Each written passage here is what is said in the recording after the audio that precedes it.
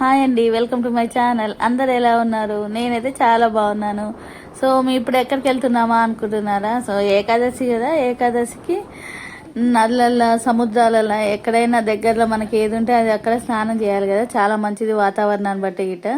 So మేము గిట్ట వచ్చాం అనమాట. ఎప్పుడైనా సాగర్ వెళ్తాం మేము, కానీ ఈసారి నీళ్ళు ఫ్లో తక్కువ ఉంది, ఎక్కడైనా అసలు వాటర్ లేదు కదా, అందుకోసమని ఇక్కడైతే కన్ఫామ్గా వాటర్ ఉంటాయని చెప్పేసి ఇక్కడికి వచ్చాము. ఫస్ట్ టైం మేము రావడం అయితే ఫస్ట్ టైం.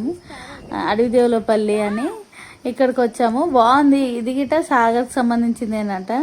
చాలా బాగుంది, అసలు వాటర్ అయితే బాగున్నాయి, ఎక్కువ లేవు, మన నడుము కాడి వరకునే మంచిగా మంచి పిల్లలతో అందరితో ఫుల్ ఎంజాయ్ చేయొచ్చు. చాలా బాగుంది.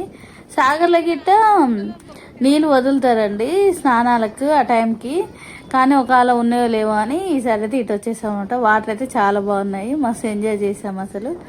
సో ఇప్పుడైతే స్నానాలు చేసి అయితే వెళ్దాం.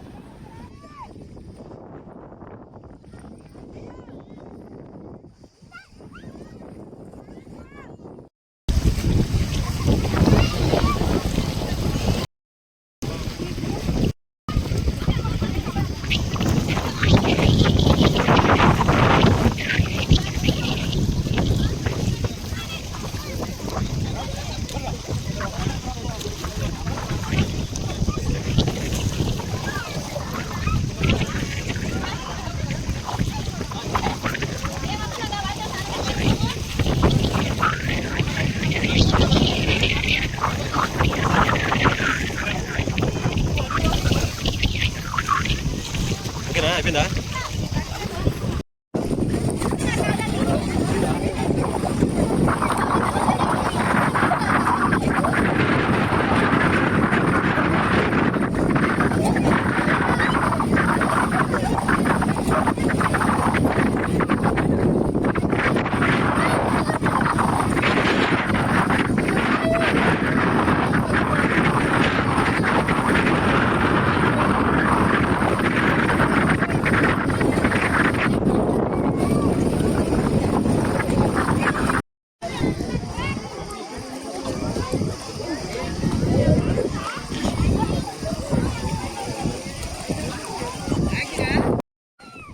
ఇప్పుడైతే స్నానం చేసి అయితే వచ్చేసాం అనమాట. సో గుడికి వెళ్ళి దర్శనం చేసుకొని వెళ్దాం అంటే, ఇంటికానే స్నానాలు చేసి అయితే వస్తారు అందరూ.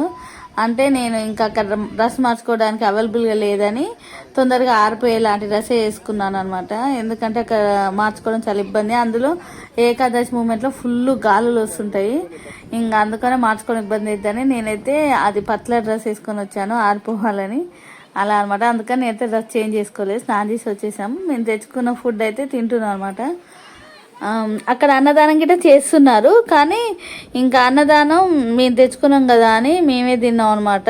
ఇంకా అది ఎందుకు అని ఇంకా మా కాడ మిగిలింది గిట్ట కొంచెం ఇచ్చేసాము అక్కడ.